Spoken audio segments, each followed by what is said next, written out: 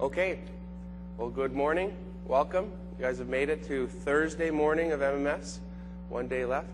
Pretty excited about that. Everyone's made it this far.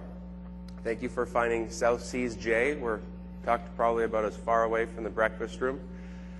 In this session, excited today to be joined by a few different System Center people on the team. We've got Srikanth, my name, Vlad Jovanovic. We've got David Armour. We've got Anna. We're going to talk in this session today really about what you need to think about on monitoring and managing things that are in Azure today. You may yourself be using Windows Azure, or teams that you're working with may be using Windows Azure.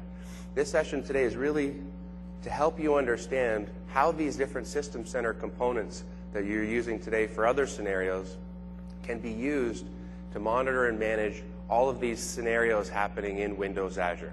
And really the different things that I've seen working with different customers like yourselves and some of your application owner teams that are using things in Windows Azure. Oops. Not sure how that happened. How many people have heard the term shadow IT? Some people.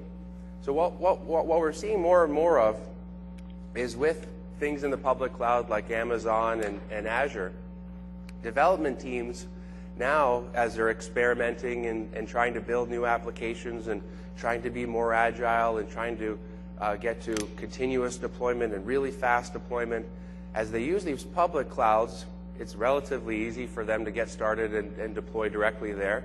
And really they're enabled just by swiping their credit card into a different public site, and now they're out there right in the public, completely available to the world to do these experiments. And really they have this opportunity to really go around IT. Right before there was private cloud, they had no opportunity. They had to work with IT. They had to get access to these production systems that were installed, that were standardized, that had other tests, that had a process. There was a way to deploy to those.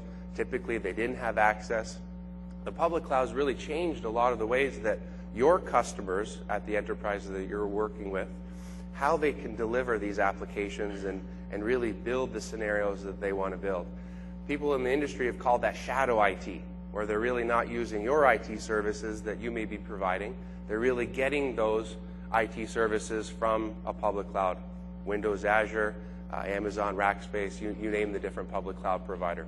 So we'll talk about how you need to potentially work with shadow IT, and how do you work with these teams that are used to going around IT, and how do you help them understand what System Center can do. So we'll talk a little bit more about what shadow IT means, how we see it, and then we'll drill into some of the Windows Azure scenarios, kind of give you a good grounding of sort of just what's available in Windows Azure today, what are these developers using, what are they experimenting with, what are they trying, kind of how do we put ourselves in their shoes and really look at what they're doing. And then we'll really go through the 4 scenarios that we're going to talk about today: acquire, manage and control, monitor, and really govern. Those are the 4 ways that we're going to look at how all the System Center components today that you're using and adopting for other scenarios, and we'll walk through all of those in demos. And if you have any questions, we're happy to look at it. So my first real question to the audience here today is, how many people today are using Windows Azure for their own scenarios? Like you are deploying things in Windows Azure, you are managing it, you are owning those things in Windows Azure. Any customers? There's a few there. How many customers here today know that their company is using Windows Azure, but they're really not involved? It's really a different team that's deploying to Windows Azure, building apps. Any of those scenarios in the room? There's a few of those scenarios in the room. Great. So a couple other questions just to get a feel for the audience. How many people are using? How many people know if their company has an enterprise agreement for Windows Azure? Oh, awesome. That's great. That's great. That's fantastic. So for everybody else, as we discuss using Windows Azure, there's a few different ways that Windows Azure can really show up in the enterprise. I sort of joke that they could just really swipe their credit card. It's as easy as that to get Windows Azure. There's really 3 ways for a company to, or any scenario to start using Windows Azure. If you do swipe your credit card, you really have to make a decision between using consumption-based billing. So you're going to be billed on exactly what you use, kind of like a cell phone plan without any included minutes. You have a per minute rate, you have a compute rate, you have a storage gigabyte rate, you have a rate for everything, and it's typically higher than if you made some commitment. And that's the different type of cost model where, so there's consumption, there's a commitment where essentially you upfront, like a cell phone plan, you say, I'm gonna probably talk 100 minutes per month, and whether I use those 100 minutes or not, until AT&T invented rollover minutes, you use them or you lost them in every one of those months. Azure has a similar scenario where you can make a commitment. You can say, I want to buy 100 cores for every month, and I'm going to use those 100 cores, and if I only use 80, I'm going to be charged 100, but you'll get a much better rate, about 40% in some cases, discount over the consumption. Then the third option, which it sounds like a number of you in the audience have, and I expect more and more MMS customers being bigger enterprises to moving. Oh, that's very bad news. No? Oh, okay. All right. So we'll keep running. So it's really great that that some of the customers have this EA agreement, because the EA agreement is absolutely the best, sort of most flexible option. It's kind of like a prepaid cell phone plan, where they give you a year. They basically say for an entire year, as part of your EA agreement, you're going to spend, let's say, $10,000 across Windows Azure. Now you don't have to make a commitment per compute or per resource anymore, so you don't have to say, I'm going to use 100 cores, I'm going to use 100 gigabytes. Basically what you say is, I'm going to spend $1,000 per month. And then you basically decrement that $1,000 on anything across the entire year. So what's great about the EA is you don't have to spend it all equally across every month. So if you're going to use nothing in January and then a lot at the end of the year, the EA gives you a lot of that flexibility. The EA also helps you really enable many teams to use Windows Azure. The EA sort of breaks this subscription model down. The two options that I talked about around commitment and consumption, essentially that is at this per subscription boundary. And as you'll see as we talk about Windows Azure, the way users get access to a subscription is you either have access to all of it or you access to really none of it. And there's no RBAC today in a Windows Azure subscription. So the EA account gives you a way of creating many subscriptions without having to manage commitment and consumption commitments across every subscription. And essentially you can use a subscription now as an RBAC boundary. So you can give one team a subscription and another team a subscription. So the thing to think about as other teams are using Windows Azure in your companies is really how will you know about them? If the customer, if your team that's building an application literally just goes up to the website, creates an Azure subscription, starts deploying apps in there, how would you even know that they're using the Windows? How would you even know that they're using Windows Azure? And this is where you really need to understand, how do you help them? How do you first find out that they're using that Windows Azure and really help them understand what you can do to help those different scenarios that happen across Windows Azure that we'll talk about next.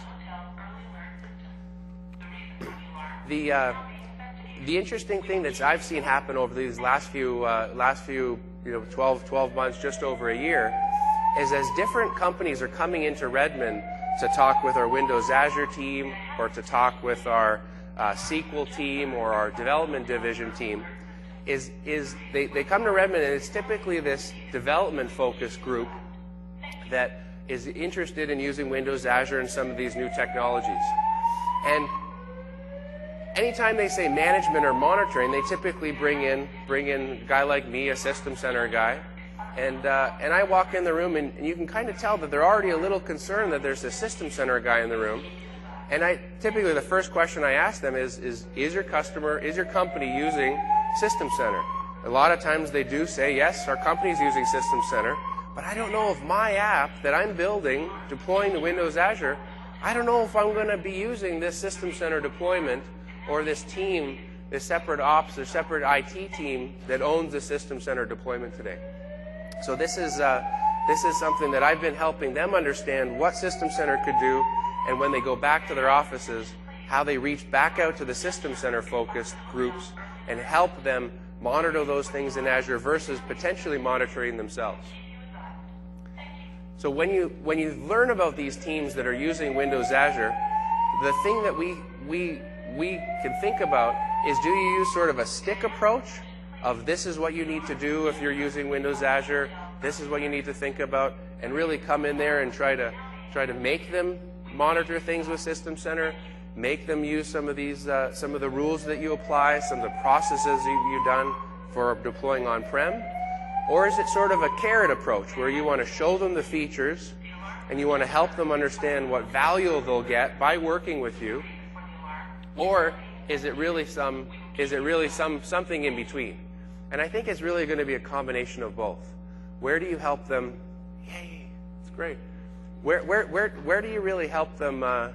Where do you really help them with a stick? Where do you need to be tough on them? And where do you need to sort of just lay off and let them learn and let them make their own mistakes, right? You can't always come in there with a stick approach. You've got to let them learn. And we'll talk about the scenarios that we've seen where this could be different. And this is where we do see this line blurring between sort of what's development and what's ops, and the sort of things that are causing some of these changes between these two groups. And if you really put yourself in the developer's shoes, as they're trying to work on agile projects where they are working on a new application lifecycle management system, a new ALM model where they're in this constant build, measure, learn sequence where they're building apps, they're experimenting, they're doing lots of different development that may never result into anything useful for the company, but there may be one particular scenario that does just blow blow the experimentation metrics out of the water and does become something massive and big for your company.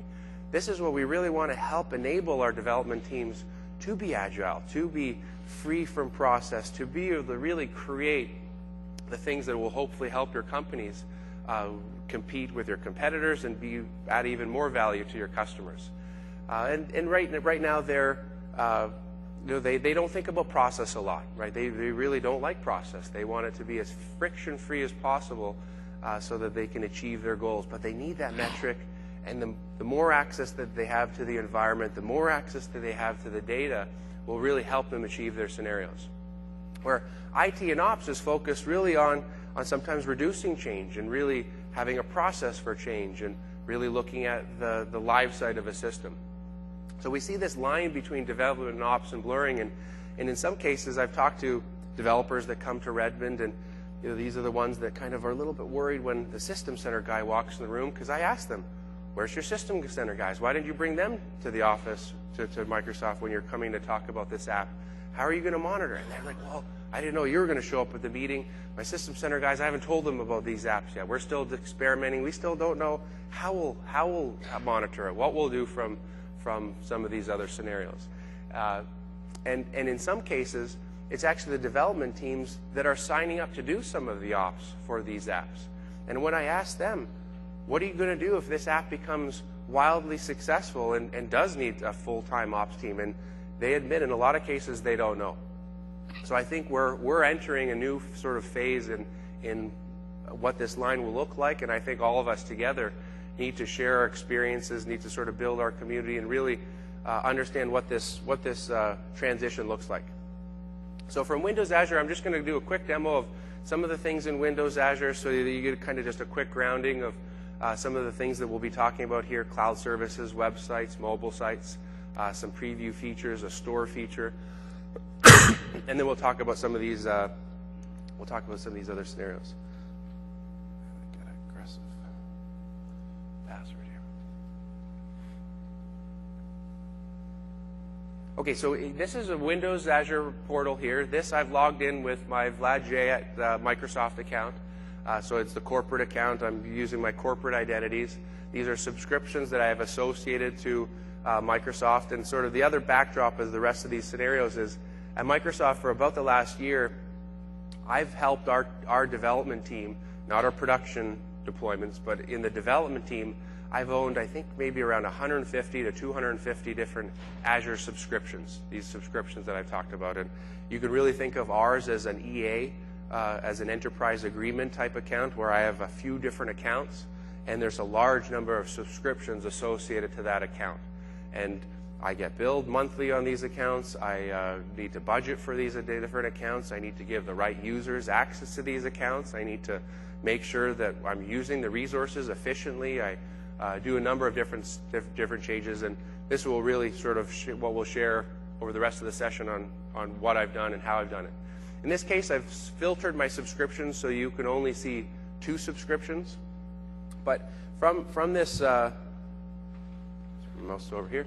From this UI, you can see that I can create websites here, and it's super easy to create things. I can come here, create a website. I can do a create from a gallery. I can choose any of these applications already in the gallery. I can choose WordPress. I can click next. I can say Vlad's MMS demo.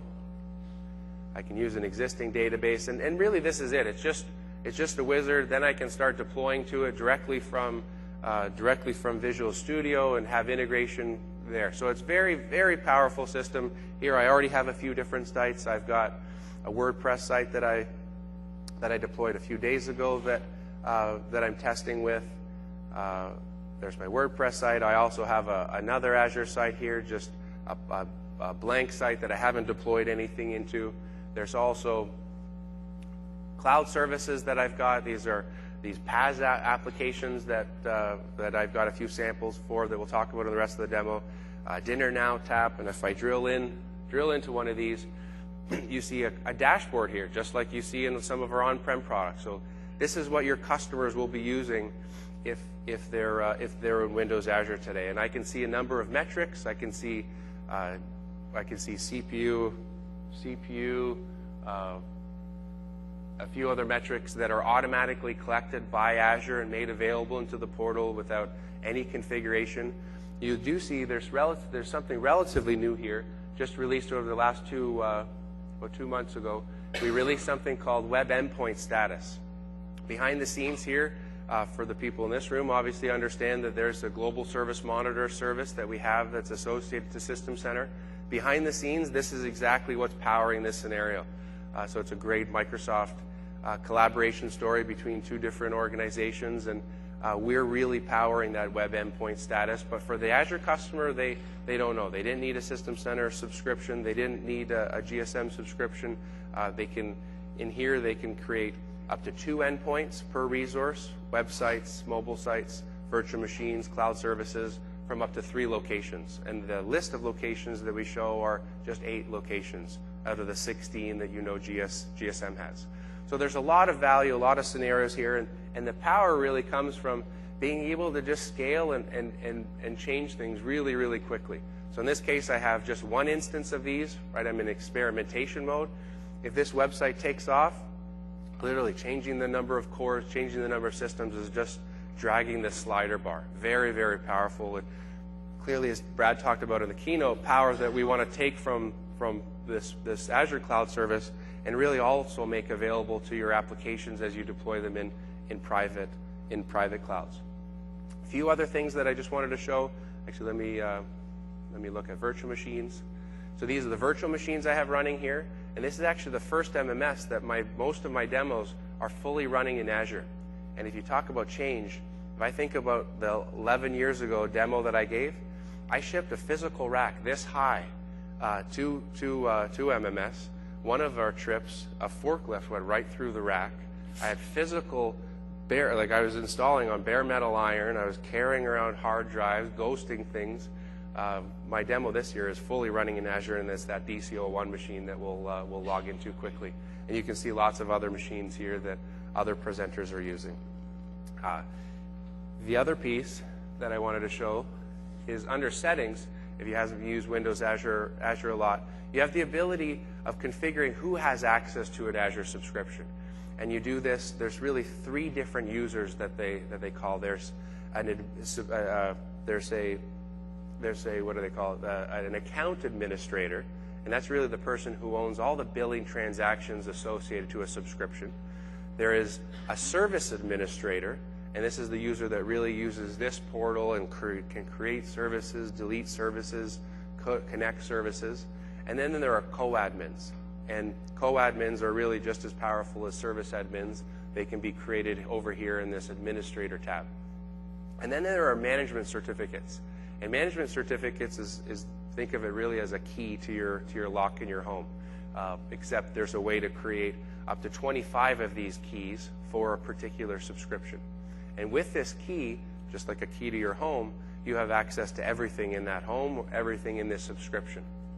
And a public cert gets created up there, and then there's a private cert that you use to programmatically access things in that Azure subscription. And we use these certificates. That's how App Controller communicates to a subscription. That's how Operations Manager communicates with a subscription. That's how Visual Studio communicates with a subscription. All of these different things communicate to a subscription that way. So we'll talk about a little bit about what you can do to automate some of these things with certificates and administrators and some of the different transactions and scenarios that will be happening as you adopt and use Windows Azure. So if you really think about some of this experimentation, right, we like it. We want your developers to use Windows Azure and experiment and really be able to create something quickly, try it out, and not even bother the IT team if it's not successful. Right? If it's going to fail, if your company is going to try 100 different things and only one of them is going to be successful, you don't have to worry about those 99 that have failed. But when that one becomes successful, how do you really become, I sometimes call it, how do you really add a little bit more process or adult supervision to the scenario? How do you help make sure that the right procedures happen when that application does scale to your entire user base or it does become associated with your company's brand? How do you help those developers move through that transition? And this is where I think we're still in uncharted territory as development teams have some of those successes, and IT sometimes brings in late, and this is where it's a little bit of that carrot, a little bit of that stick, and really I see sometimes IT not wanting to get involved too soon, right? They don't want to add friction to a process that's optimized and that's working right now. And they don't want to add more process to it, especially if people are going to maybe blame them if it's failing, right? You almost want to see if it's going to fail and then be brought in. But clearly we need to help this conversation. We really need to help you understand when that does become successful, how do you leverage System Center and leverage some of the other features that we have here. The other scenario that will happen more and more is how are you in your own scenarios using Windows Azure? And I loved it back in the days before there was virtualization, and then as virtualization came, as we met with companies, we'd often ask, well, how many things are virtualized in your environment?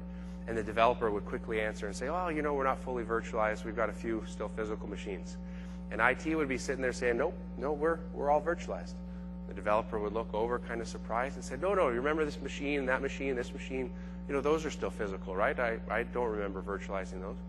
And the IT team's like, no, but we virtualize those. Those are running in our cloud now, and they're virtualized. And I can't wait until the day when we ask the same question and say, how much is in this private cloud versus this public cloud? And the development team says, oh, it's all in our private cloud, it's all running here, or they think it's running there, and it's really you behind the scenes that have decided what's running in the public cloud, what's running in the private cloud, and now the scenario they don't even know, right? You've done it for other reasons because you're updating your private cloud, or it's cheaper in the public cloud. Whatever those scenarios are, you've made that. So I think there will be scenarios where, just like with Store Simple or some of these other things happening in Azure, System Center Configuration Manager supports having a distribution point for mobile devices and really internet-facing machines, right, by deploying one of those in an Azure subscription. You'll see more and more of that usage. So you will be deploying things in Windows Azure as much as your development teams, I think, over the next little while. Excuse me.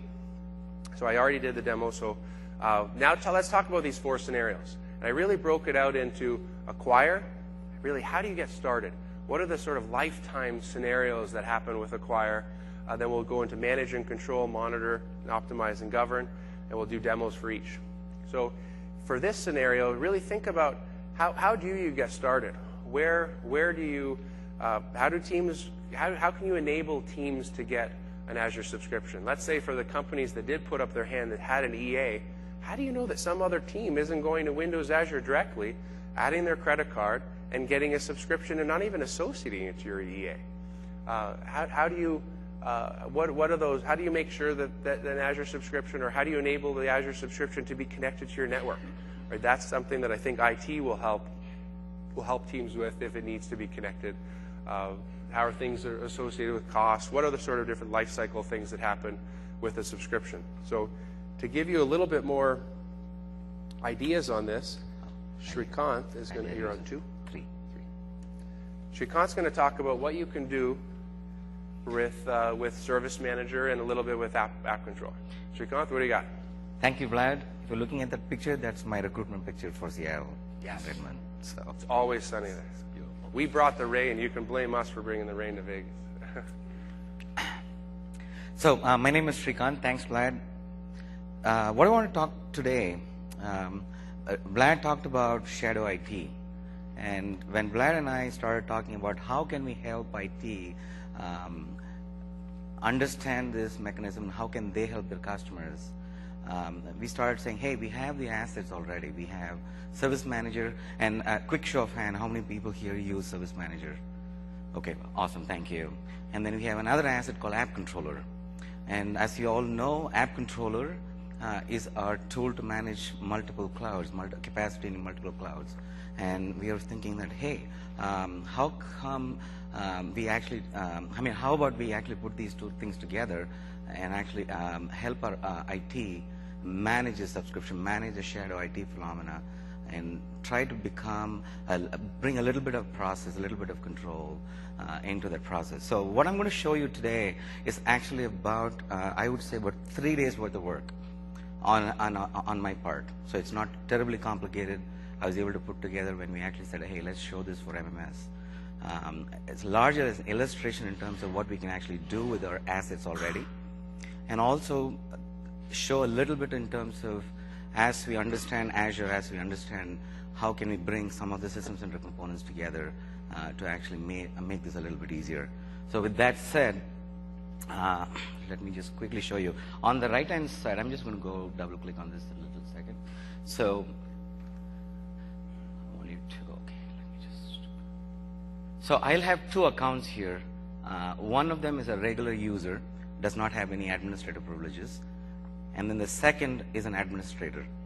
And what I want to illustrate here is as you expose some of these capabilities in the self portal and App Controller, as an end user, you can actually go back and create a request for an Azure subscription.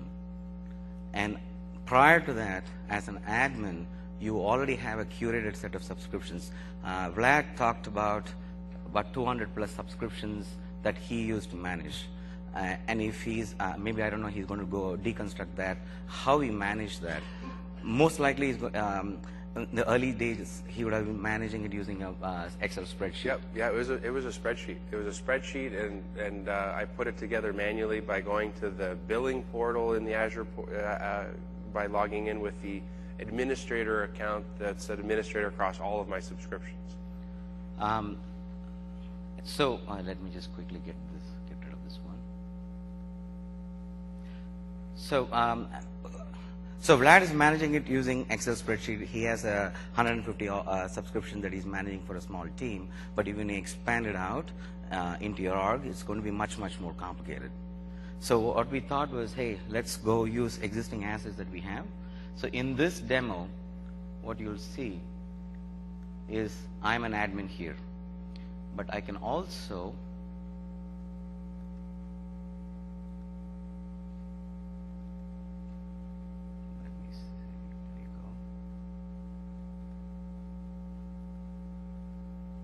So here I'm a regular user on this side of the screen, and as a regular user, I can go ask for some subscriptions, and those subscriptions would be curated subscriptions that the admin has already found out, registered all the certificates, and made available. So here I'm Eamon. Eamon does not have any administrative privileges. Is a representative of a developer in your organization. Now, Service Manager allows you to create request objects, as you already know, or request offerings. And in this particular case, I'm going to go illustrate a point here that I have all my Azure-related request offerings. And in this case, I can do all these things. And for the demo today, I'm actually going to go back and then request access to a subscription. So let's continue to do that. So what I have today, because Service Manager is an extensible object, a system. So in Service Manager, I have a set of curated subscriptions, and in this case, there's only one subscription. This subscription allows, no user is in the subscription today, is not using it, but you should be able to imagine this as a set of curated subscription that IT has already managed and imported into the system. And you have governance on these subscriptions. So it's a very simple thing. As I said, I put together the whole thing in about 3 days in my spare time. So I'm going to go make a request. And prior to me doing this, I just wanted to go back and show, as Eamon today, if I actually go and access App Controller, I will not have access to this subscription. So let's do that just to make sure that this is indeed correct. This is the admin view. And this is the view that I'm going to go submit. I'm a regular user. So I'm going to go, and I do not have access to the subscriptions because there is no, as Eamon is not in the access that has been provided in App Controller. So if you're going to use App Controller to actually manage the subscriptions, Azure subscriptions, and if a user walks into this portal, the App Controller portal, the user will be greeted with, you don't have access to any such offerings here. Now, let's go to the same portal, and then let's assume that you do go and request access. So I made it very simple. You could have authorization built into this, approval processes, but I made it sure for the purpose of demo, there are no extra steps. What this is doing behind the scene, as you already know, is invoking runbooks from Scope or Orchestrator, and they are in turn talking to App Controller. And App Controller is going to go back and create, inside App Controller, I'm going to go create a new role, and then add the requesting user to that role. And this is automation behind the scenes. But the net thing is, and you can actually add notifications and other things if you want to. But the net result of all these things is a user, as an end user, I'm coming here to a portal, requesting access, you have audit logs, it's authorized, you can put your governance around those, and direct the person back to App Controller portal. And when the person actually does indeed visit App Controller, they have access to the demo subscriptions. And in this demo, I actually had only one subscription, one Azure subscription, but you could, in theory, go back and have all your curated subscriptions in there. And that's what we talk about when we say shadow IT. How do we help them? How do we make it friction-free and still be relevant in terms of, and not only relevant, not only make it governed, make it auditable, make it, Vlad talked about people actually walking away the keys to the kingdom with the certificates. You can do all those things, and that's what the purpose of this session is, to go back and think about scenarios that you can actually go build on top of our existing platform and still have the agility in terms of what the people want to do and have governance in that process. So let me just try to go back and then show you very quickly. This is the App Controller, and also I'll show you this much. So here, I'm going to go skip this piece if it's possible. I wanted to see if I can show you the workbook that is running, the runbook that is that's executing this request. If not possible, let's go and even try this out.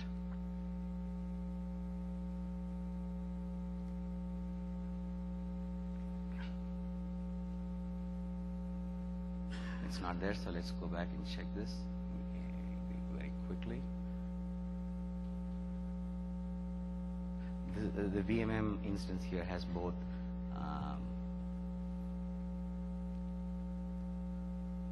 machines are very slow today. I apologize for that.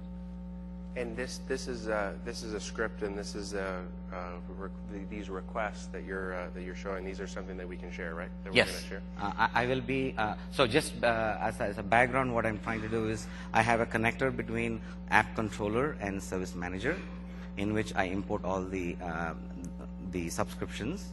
I also have the workflow that is being executed inside orchestrator, which is actually talking to APIs and app controller that create the role.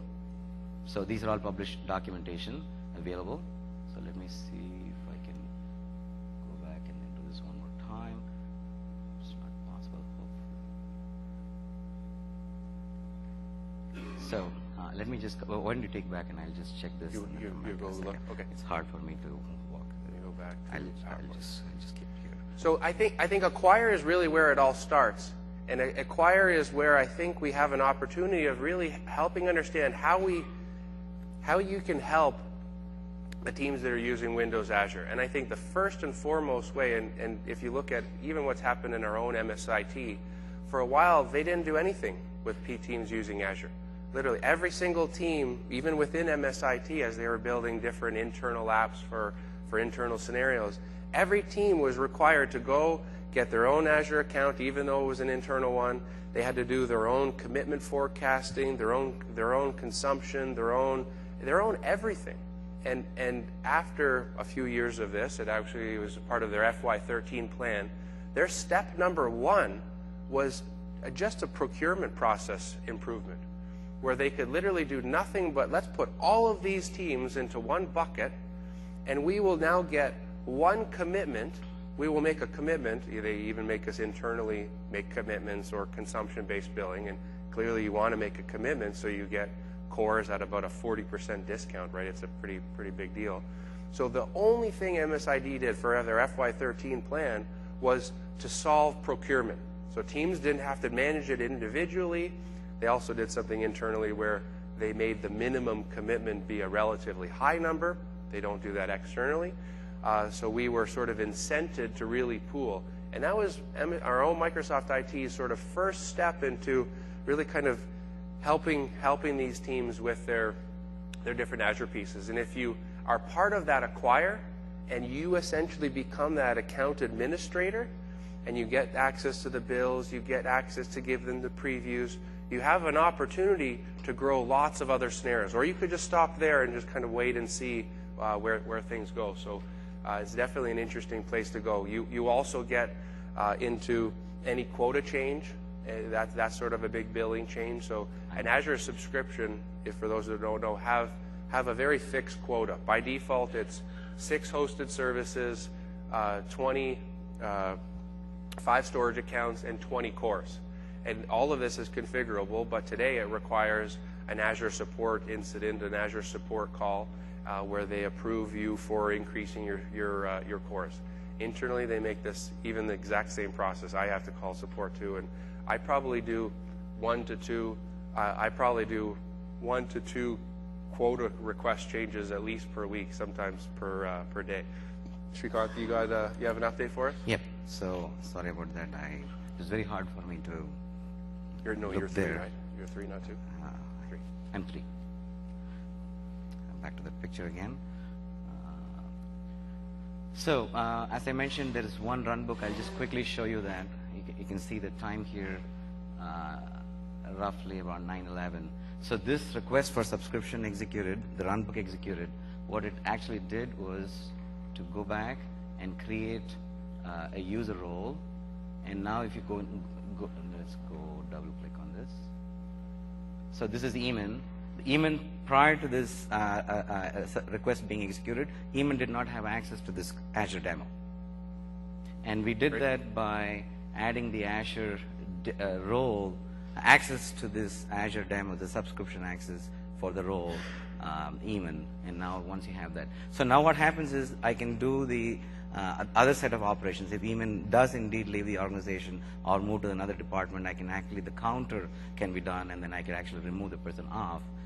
Therefore, you can now start. This is an example of how you can start managing these access to these subscriptions throughout the life cycle, and then keep track of all the other things. And I had other demos also prepared in terms of how to make VHDs, how you can do all those things, but I'm going to go skip that in favor of the time right now.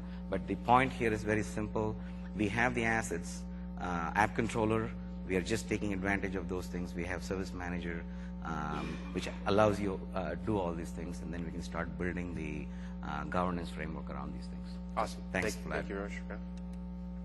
So, with that subscription in Service Manager that has an owner, there's other scenarios that could sort of build on top of this that we'll talk about in this rest of the demo. And the sort of manage and control part are the ways that now Eamon, who has access to this subscription, maybe he's in the development team, maybe he's working on a new application, a new scenario, new for the company. He has access now. Once he has access, today, the way we have it is he doesn't have access yet still to the Azure subscription directly in the Azure portal. He's not a service admin, he's not a co-admin.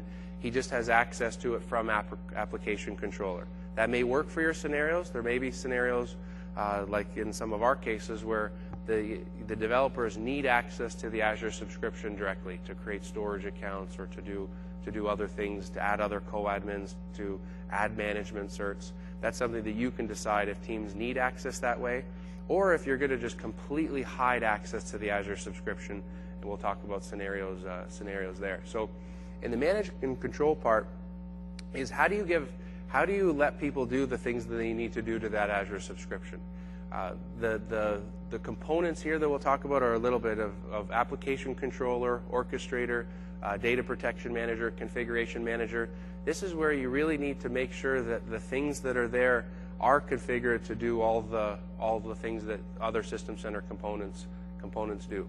When a workload, when a VM does get deployed to Azure, if that subscription is configured to be communicating to your corporate network, and machines in there can just be added to your domain, just like an extension of your corporation, there you do have the opportunity to add patch management and different backup options that you're using on premise. You also have an opportunity to potentially expose a move operation directly to a user. So if a user wants to see a VM that's running on premise and needs to have it in an Azure subscription for some of their scenarios, this is something that Shrikant showed a request in the request portal where you could have access to actually requesting this, or this is something that you can do behind the scenes. From application controller, you do have, I'll switch to demo and show some of these pieces. You do have the opportunity of controlling things in Windows Azure just like you do, like you can control them on premise. So from my app controller instance here, this user, me, I'm an administrator, so I have access to lots of settings. I see the clouds that I can communicate with. This includes a number of Windows Azure clouds. It also includes some EMC or some VMM clouds. And I can see all of my services in this list. Thank you for the information. You're welcome. No, you cannot. So here are the services that have been created across those different clouds, both in Windows, Azure, and Virtual Machine Manager. Some are stopped. Users can service them. Users can do all the sort of operations directly from the Azure portal or from this user. Now remember, in this case, I'm logged on with my corporate credentials. If you start using Windows Azure and people are logging in directly into the Azure portal, until you do some of the Azure Active Directory integration, you're essentially giving users access through their Microsoft accounts or what used to be known as live IDs. And then they can do some of those other pieces. They can look at the monitoring data. They can do other scenarios from there. I also see all my virtual machines. This includes my virtual machines that are running running in my private cloud and the Windows Azure subscriptions. The scenario that I want to describe here today is how you can use how you can use Application Controller to move an image, and something that we've invested in System Center 2012 SP1. I have a machine here, this vjdemo-redmond.corp.microsoft.com machine that I've stored to the VMM gallery here. Not sure what's happening with lights. That is stored and ready to move. And you see this new operation here called copy. This gives me the opportunity of copying the machine from a VMM cloud into a Windows Azure subscription that I have access to here in Application Controller. And depending on the scenario, you could have that subscription configured to be communicating to your corporate network. These are things that I don't think the developers that own these Azure subscriptions would do. I think these are things that you in IT would want to do. And the other scenario where I think this could be interesting is depending on sort of how you deploy VMs and sort of what does your request portal look like for deploying VMs within your company? How do users come to a self-service portal, ask for a VM with certain parameters, and click submit? How can you potentially update that sequence? Do you either expose the option to the user and let the user choose which cloud, or is it just an implementation detail that you decide? Right now, what we see some of our customers doing is today they all have some deployment process, some provisioning process where I can choose the VM, I can add these custom images, I can update it with these different applications that are totally automated, that are automated with Orchestrator and with Config Manager and all these different pieces. What you can do, or what we see people doing initially, is reusing all of that process, because all of that's configured locally and available locally. And at the very end of it, if they want to land it in Windows Azure, they essentially use this move operation to move it to a Windows Azure subscription before they give the user access to it. So it's completely seamless to the user. They don't know, they don't have a clue that it's running in Windows Azure. You can clearly either expose that to the user or keep it as your own implementation detail. And then you just have one Azure subscription that you're the owner of, you're the service administrator for, no user has access to, no user needs to see their VMs in there, and you automate everything behind the scenes. So this case, this can be fully automated as well with PowerShell, but I'll show you just what this experience looks like, and I'll show you that a job that we already ran. So I need to configure it to be some part of some cloud service. I'll choose this IT camp one. And then I'll configure what the virtual machine name would be in Azure, and I actually already have it done, so I'm not going to do it. I choose the availability set that it needs to be part of, or an existing one that I already created. I need to upload that disk, that VHD from Virtual Machine Manager, into some container in Windows Azure, and I already have a few containers selected here. And then I can add it to essentially a network that I've configured, and I can add it to subnet 1. Now, I've already deployed this to Windows Azure yesterday, and before I click on jobs, it's about a 13 gigabyte image. Any ideas how long it would have taken? 42 minutes? 42 hours? Any ideas? What do you think? 4 hours? Guess what? Yesterday, we did it yesterday afternoon. You can see I have some failed attempts. It took 13 minutes. This is where the process started off, I think, closer to 13 hours. And we really challenged a senior developer on our team to really reduce that amount of time. And she just did a phenomenal job. So it took 13 minutes to take 13 gigabytes from our Microsoft corporate network. And I think I deployed it to the US West data center. That's where my availability group is. And now now as part of that machine is running in Windows Azure. And if I go over here, if you were watching when we clicked on virtual machines, I click back on virtual machines, it is this machine right here that's running in Windows Azure that was configured as part of that service template. This can be automated. So you can think about starting off using an on-prem deployment sequence where you use all the same processes that you do and just sort of forklifting that machine and copying it to a Windows Azure subscription, which is, again, connected to your network, and so that there's a domain controller there, there's the network configurations right, and then when the user gets that virtual machine, it just happens to be running in Windows Azure. And again, for the user, they just don't have a clue. They don't need to know unless you need to expose that detail to them. So those are some of the ways that you can think to sort of manage and control things that are being used in Windows Azure. And once you do that, the scenarios are the same. You can install agents on the machine. You can configure it with Config Manager for patch management. You can back that up. There's a new backup feature that was just launched as preview in Windows Azure, where you can use sort of a DPM as a service, where you'd install the same DPM agents, but it backs everything up to a Windows Azure subscription that you've chosen. And only account administrators can sign up for preview features.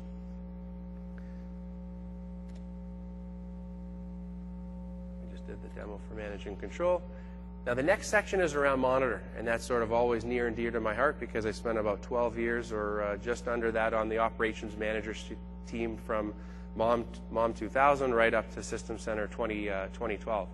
And the scenarios, again, here are the same as the on-prem scenario. So you want to think about how do you monitor these things in Windows Azure? Well, it's the same sort of ways that you do things on-prem. You can use our global service monitor that Anna spent a few sessions talking about this week, where you can configure the availability rules and the different performance from different 16 points of presence. If the user does have access to an Azure subscription, they can configure some of those rules. You remember, for those 2 endpoints and the 3 locations directly in an Azure subscription if they have access to it. Today, that data isn't available programmatically from an Azure portal. Today, there is no automation on that. You can't define a rule over it just yet. There's don't want to say anything directly, but relatively soon that may change.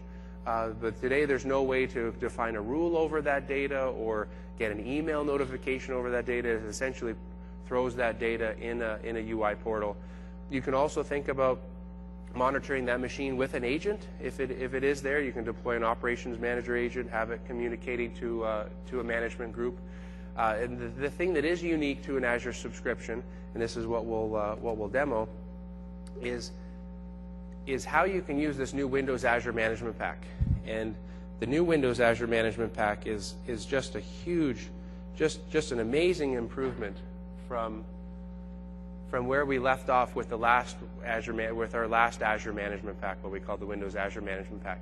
This management pack is releasing on Thursday. I won't go into a huge amount of detail on it this session.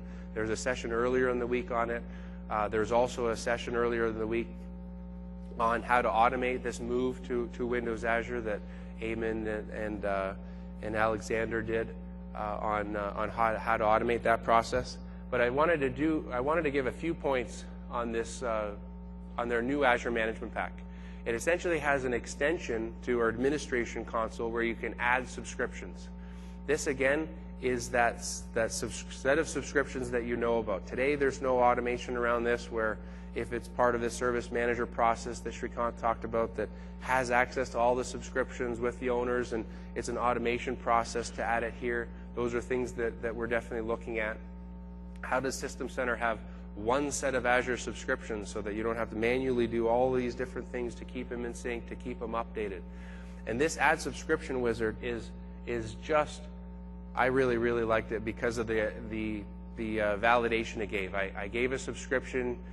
Here's where the certificate shows up, the keys to the subscription. You give it a PFX file. You give a password for that PFX file. Then you say where those workflows need to be running, which management server or agent do those workflows execute on, and then it automatically approves or really adds that subscription to this process, where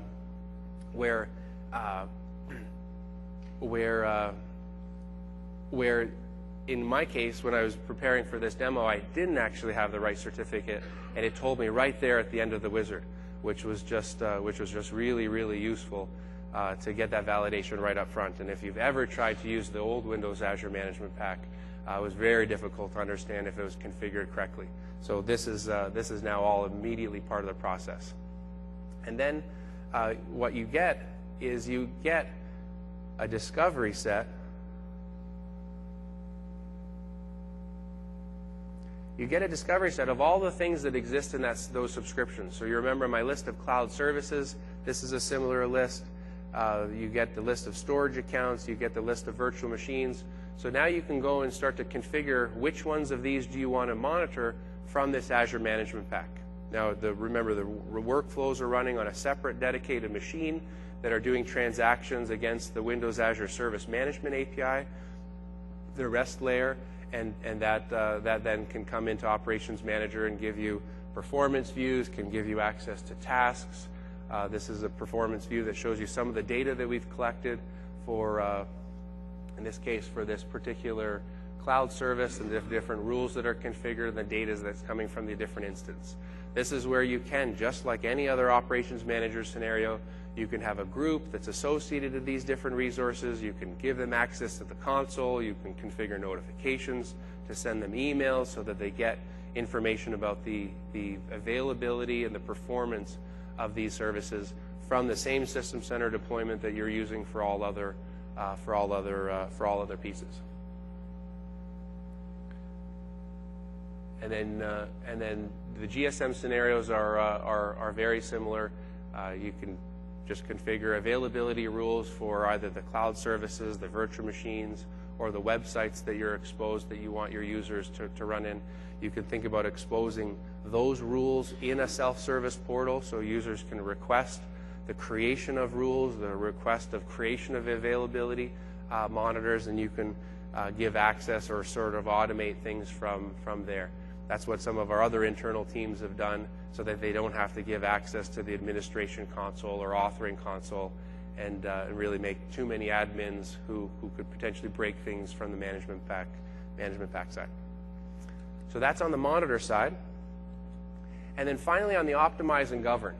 This is where you really need to understand how do you know if you're using things efficiently. And I mentioned these subscriptions that I'm managing at Microsoft, and for a long time I had no idea what was happening with these subscriptions. I didn't know why my bills were so high. I remember I was using, all of my subscriptions were sort of dev test subscriptions, so there was no production scenarios in any of them. Anything that would have gone through dev test would have hit a production subscription, and that's managed by a different team in our case. The costs associated with those are costs of goods sold, not engineering costs, so they're relatively separate. So mine were unique. I could do some things that I thought could maybe save some money, right?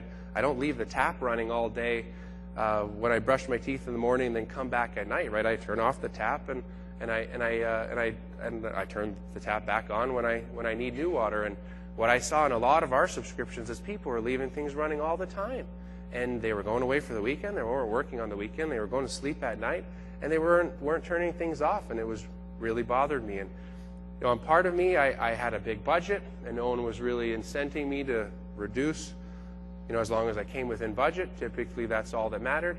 But I felt like I really wanted to do more. I wanted to optimize my usage, and I want to really, since this is the public cloud and I can dial it up and dial it down, there's no purpose to just leave it running like I maybe would have done on premise, where I've paid for the machine. I've maybe I'm going to have to pay maybe more for power. So there's a few scenarios that I want to describe, and one was sort of this deprecation scenario. And I don't know how many people have heard of the IT term, the scream test. No, not many people. Some people have heard of the scream test. So I guess, and I've never worked in a data center or IT, and so I've heard this from some of the colleagues that I worked with who have worked in data centers, and they said that there was this thing called the scream test, where you didn't know what a particular physical machine was in a data center, and if you weren't sure, rather than emailing the whole company and finding out, they would just come up, unplug the network cable, and just sit back and wait for someone to scream.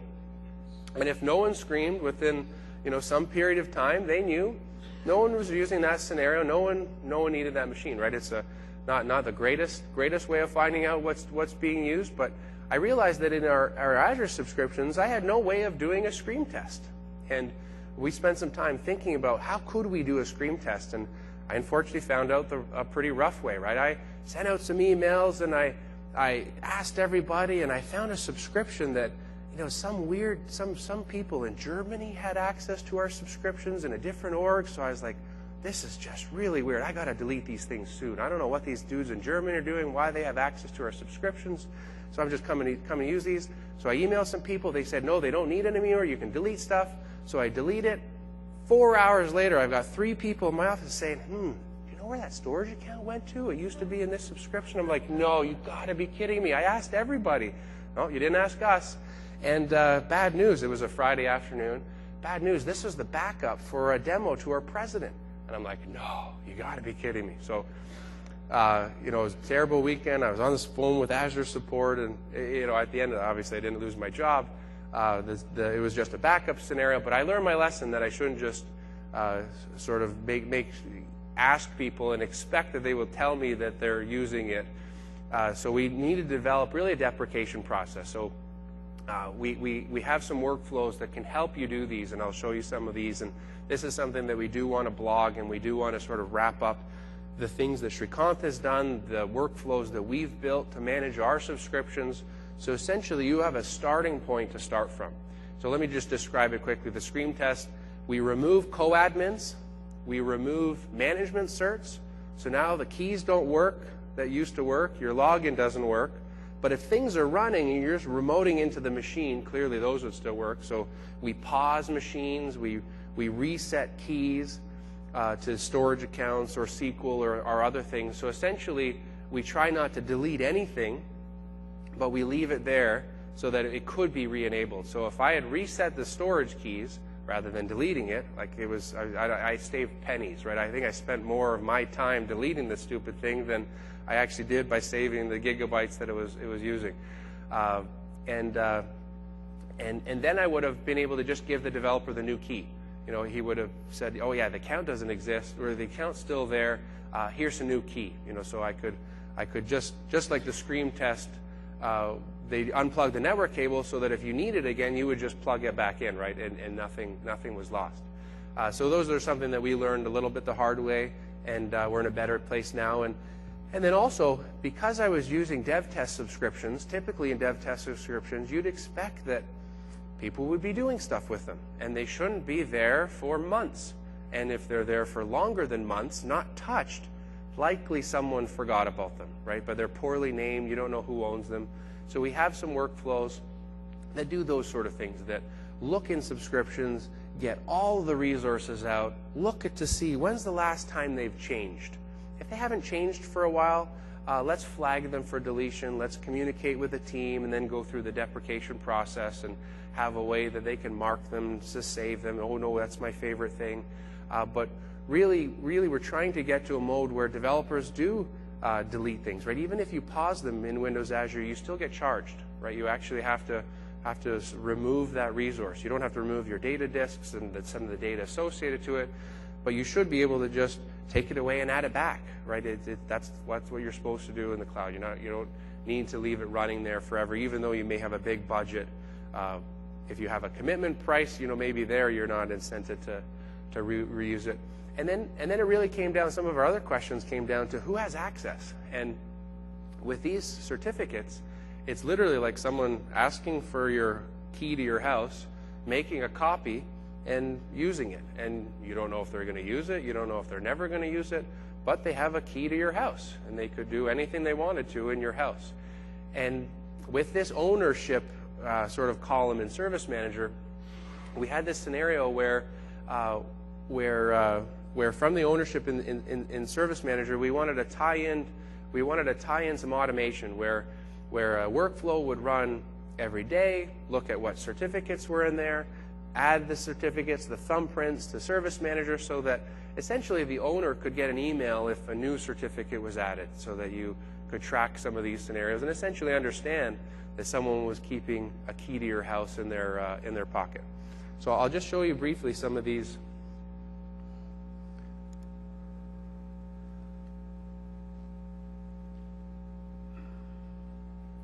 some of these workflows, and these are things that we will release. And if you're dying for those quickly, I can give you them on a little USB key today. And I'll share my contact info at the end. So here's a workflow, and we use these are implemented in C# directly against the Windows Azure Service Management API. And the major reason we use that rather than some of the runbooks is, remember, I had 150 different subscriptions. We have a process here where you essentially give these workflows an input file, and the input file really specifies every subscription that you want to do things with, and then it operates over the configuration in that subscription file directly with C#. And it, in almost all of these cases, it outputs another file that you can then import into Excel or do other scenarios with to figure out what you want to delete. So this one does a count for certificates. There's another workflow here that does grab some information about a deployment. So where you get all the subscriptions, you look at all the deployments, and essentially produces an Excel spreadsheet that lists all of your deployments, their created dates and their last modified dates. And what we found in our dev test subscriptions, that if the deployment was created more than a month ago or updated not frequently than more than a month ago, that it was likely old, that it likely really needed to be deleted, that no one was using these deployments. And then we have a few other ones here where you can actually start to delete these deployments and delete the different hosted services as part of this sort of deprecate step. So once you have identified the deployments to delete, you can then pass another input file into this workflow that can delete these deployments. So these are things that we can wrap up and share, and we hope you'll find them useful. We definitely use them for managing all of our Azure subscriptions.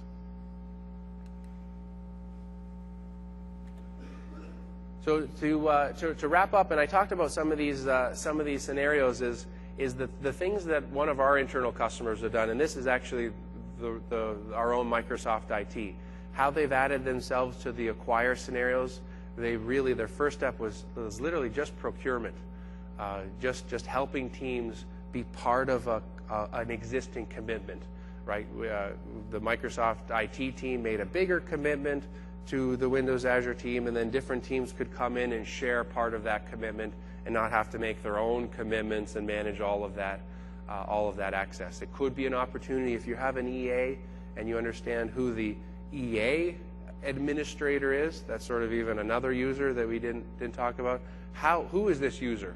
What org do they live in, and how are they going to give access to these different teams and keep that organized and keep it from not getting chaotic? So in the managed control, really think about using Windows Azure for virtual machines and sort of using this copy approach. And really you reuse a lot of those on-premise scenarios and different deployment scenarios that you're already using today. From the monitoring side, we've got teams that are essentially creating self-service portals, just like in Service Manager that Shrikant showed, that the teams can request a management pack for a scenario, can request monitoring for their SQL Azure, and that sort of is the way that the operations team engages with that application owner team to really create the right management pack, to create the right configuration, to create the right notification groups, and to create the right process so that this team could really define that monitoring logic and regularly update it, right? Typically, this monitoring logic is associated to that deployment, and if the app changes, well, clearly, when they do a new deployment, it should also update the monitoring logic associated to that deployment, and the two are really tied together pretty closely.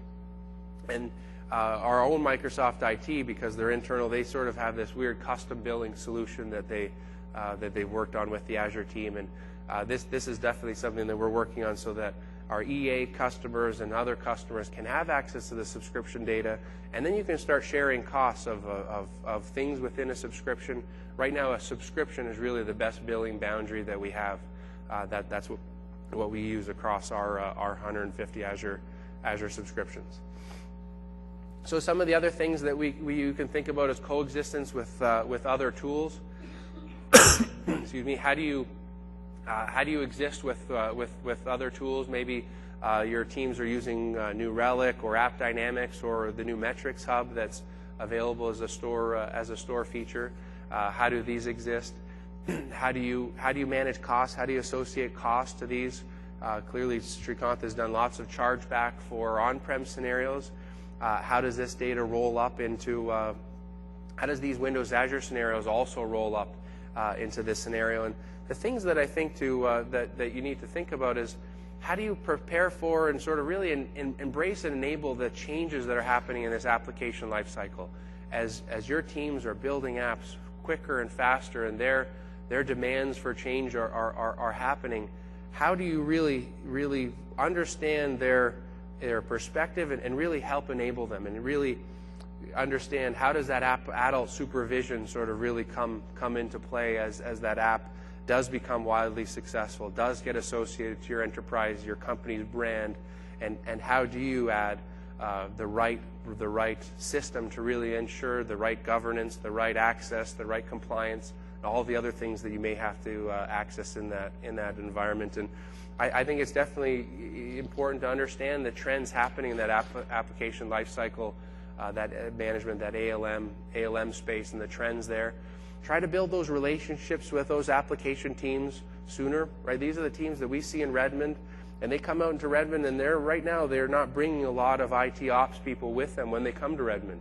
And as I talk to them and push them and ask them, well, are you going to use your System Center team? Well, we don't know. We may deploy our own System Center deployment because all we care about is this app, and really help understand and use your community. Use the peers in this room, the different peers at MMS, and we'd definitely be happy to talk to you about these scenarios where what are you seeing happening? How can we help this transition as apps move? And there's a few great books that I'd recommend. The Lean Startup is a great book that a lot of teams in this ALM space are reading, and really the summary is you really want to experiment. You want to fail fast. That's the end.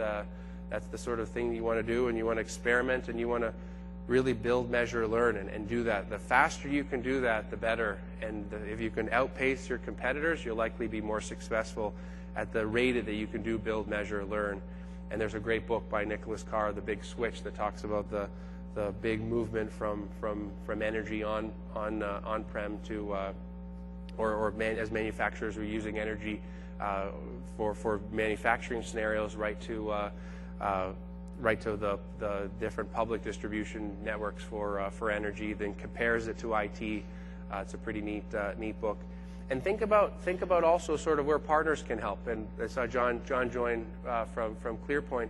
There's partners that can also help your teams leverage monitoring things in Windows, Azure, whether they're going to integrate with your System Center environment or sort of a ClearPoint environment where they'll be their tier 1 knock as well as sort of helping you get information into your access, into your application teams, and run that management group for you. But I think this is just the beginning of these discussions. I hope that we'll have lots more of these. And as you really work with your own Azure scenarios, we'd love to hear about your experiences there and the things the System Center should do better to support these scenarios.